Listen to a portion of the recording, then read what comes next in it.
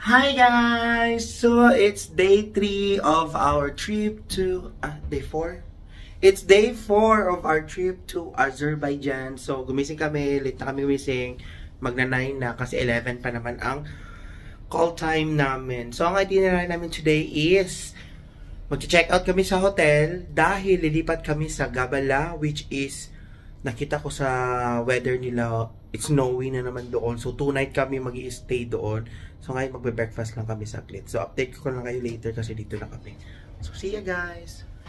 Hi guys! So after 1 and a half hour sa biyahe, meron dito kami ngayon sa gasoline station na may mga pagkain, na may mga CR. Meron na kami 30 minutes kung gusto namin kumain, kung gusto namin mag-break. Ayun. So, see ya! Meron pa kaming 3 hours sa biyahe. Hi guys! So finally, andito na kami sa hotel sa Gabala, Azerbaijan. City din siya. After 4 to 5 hours, andito na rin kami. Hindi ko na na-videohan, nag-stop over kami sa isang restaurant. Diyos ko, naloka kami. Mali pa yung order na binigay sa amin. So yun lang. Utakan pa kami nila. Ang binigay na order medyo mahal. Tapos sabi namin, hindi na yung in-order namin. Ayun, pinalitan naman. So, dito na kami ngayon. Gabala Garden Hotel. Ito yung inaayos pa yung mga hotel rooms namin. At saka guys, ayan oh. Malamig sa labas. May snow pa siya. Mamaya na lang ako mag-video ng buong harap sa labas. Para sa dito. So, yun. I-explain sa amin din dito. Libre daw ang gamit ng gym, pool, at saka may charge yung massage nila. Malaki siguro ang gym nila dito. Maganda siya guys kasi 5-star hotel siya. So yun lang, mag-check-in muna kami. Then update natin ngayon later. Bye! Yan yung hotel na pag-stayan namin doon, diba? Bongacious. Diba? Pang mayaman. No. Ayan. Pang mayaman ang aming hotel. So guys, ito yung loob niya. Ayan, maliit lang siya pero okay na. Kung dalawa kayo. Ayan siya. Compare dun sa Baku, mas malaki yung Baku. Ang kagandahan lang, may terrace dito. May terrace din naman sa Baku.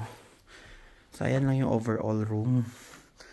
Para siyang studio, para siyang, yan, alam niyo naman mga hotel, ganyan na kalaki. So mag-unpack lang kami. So see you later kung anong, di lang ako sure kung anong ganap ngayon. Bye! Hi guys! So kakaligo ko lang. Tapos galing na din kami lumabas. Actually, nakasalubong namin yung mga iba namin kasamahan sa baba.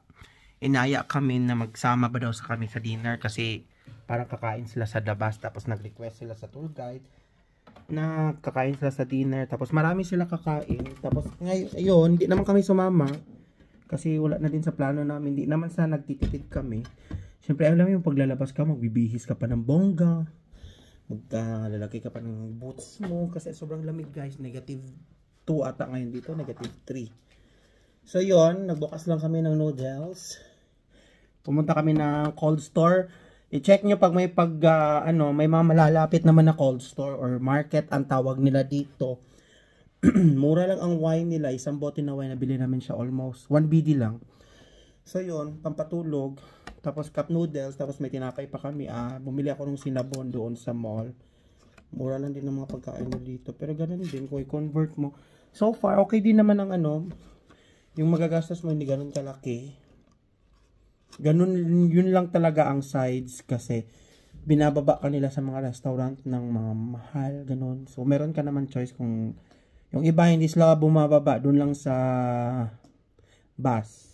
Lalo na yung mga pamilya, marami kasi mga pamilya, may mga bata. Di na sila bumababa, doon lang sila sa bus. Hintayin lang nila na matapos kumain yung iba. So yun lang siguro ang gagawin din namin next tour na at least alam na namin, di ba? Kami kasi nangangapa pa dahil bago pa sa mga ganitong package tour at saka first time din talaga namin mag-travel.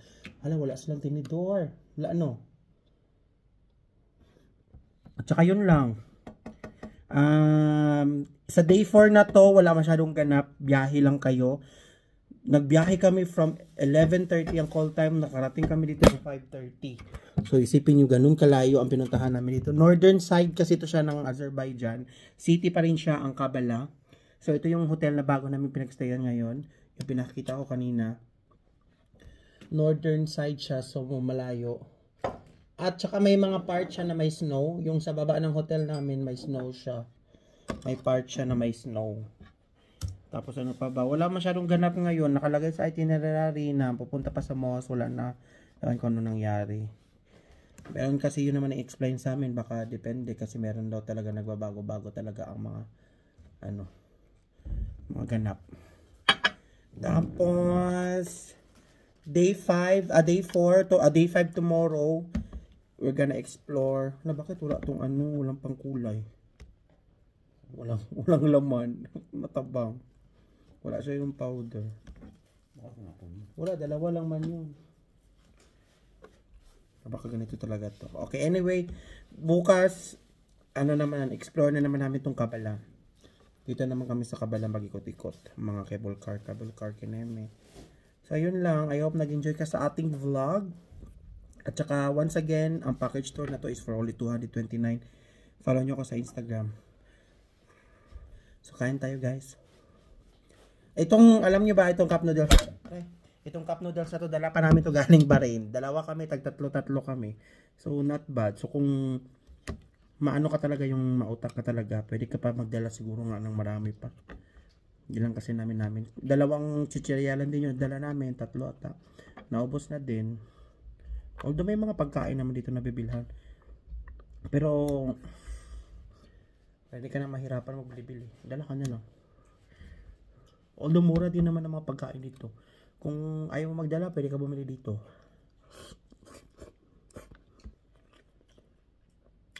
Kasi ang mga pagkain nila ito, mura lang din. So guys, dito na siguro magtatapos sa ating vlog. Thank you so much. Kung bago ka sa ating channel, huwag kalimutan i-like, i-subscribe, at i-hit the notification bell. Thank you so much. See you tomorrow for our day 5.